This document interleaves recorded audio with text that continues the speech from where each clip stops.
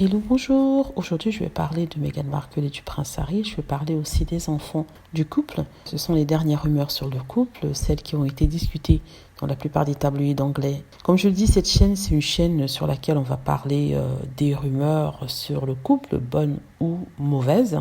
Donc, j'espère que ceux qui regardent cette vidéo, ils souhaitent en discuter. En fait, si vous vous souvenez, il y a quelques temps, on parlait de retirer le titre à Meghan Markle, le prince Harry et à toute la famille. Et ils souhaitaient que le titre de duc et duchesse leur soit retiré, afin qu'ils ne, soi-disant, n'utilisent plus les titres pour faire de l'argent sur le nom de la famille royale.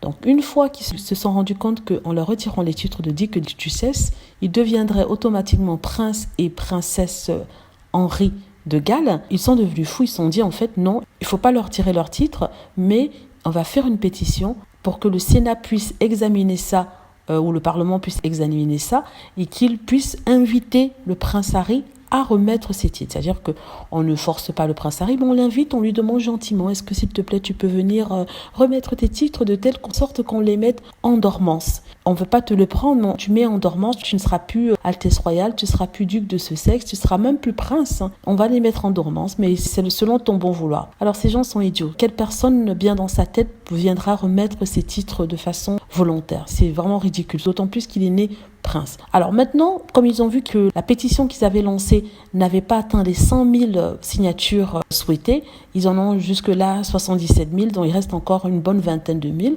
Donc ce qu'ils disent maintenant, c'est que, bon, de toute façon, la reine, comme elle ne peut pas retirer le titre au prince Harry parce que ça doit passer par le Parlement, c'est le Parlement qui, par décret, doit retirer ça à Harry. Ils ont dit que, en fait, la reine, de toute façon, elle se prend pas la tête.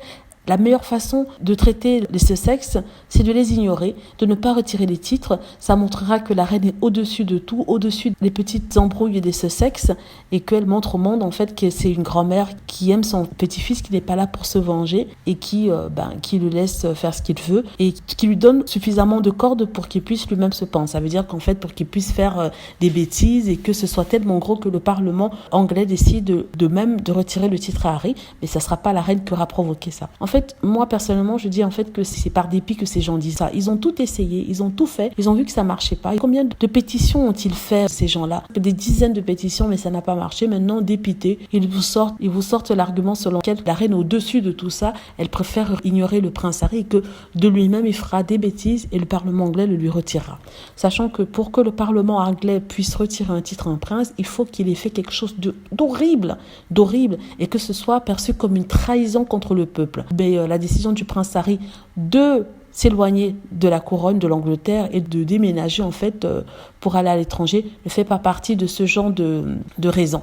Voilà, j'espère que vous avez aimé la vidéo. N'hésitez pas à cliquer sur like si c'est le cas, à vous abonner pour plus de vidéos, à cliquer sur la petite cloche afin d'être averti lorsque je poste une nouvelle vidéo. Merci.